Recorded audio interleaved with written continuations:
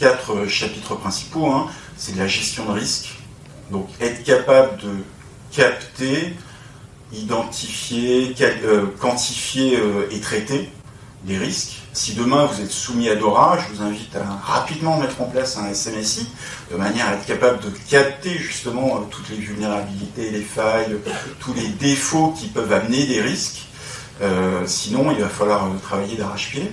La gestion des notifications des incidents. Le régulateur a besoin de se sentir rassuré sur la robustesse, sur la résilience des organisations face à ces attaques. Le troisième pôle, c'est évidemment le third party management. C'est s'assurer qu'il y ait bien une cascade des exigences de l'entreprise qui est soumise à la réglementation vis-à-vis de ses sous-traitants et de ses partenaires. Juste pour expliquer, hein, NIS 1, c'est à peu près 300 organisations qui sont soumises à NIS 1.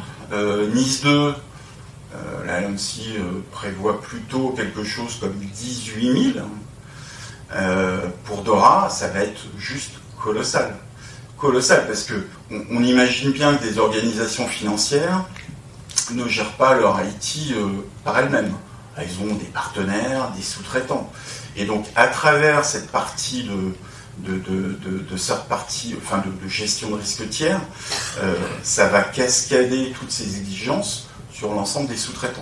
Et enfin, le quatrième pilier de DORA, c'est effectivement les tests de robustesse. Les tests de robustesse, c'est des tests de continuité, d'une part, mais surtout, voilà, c'est la robustesse face à une attaque cyber. Et ça, c'est plutôt nouveau. Jusqu'à présent, on avait toutes les organisations, de près ou de loin, ont mené des tests d'intrusion, donc de manière à apprécier le niveau de sécurité opérationnelle d'un système. Donc ça, je pense que ça s'est quand même démocratisé depuis une dizaine d'années.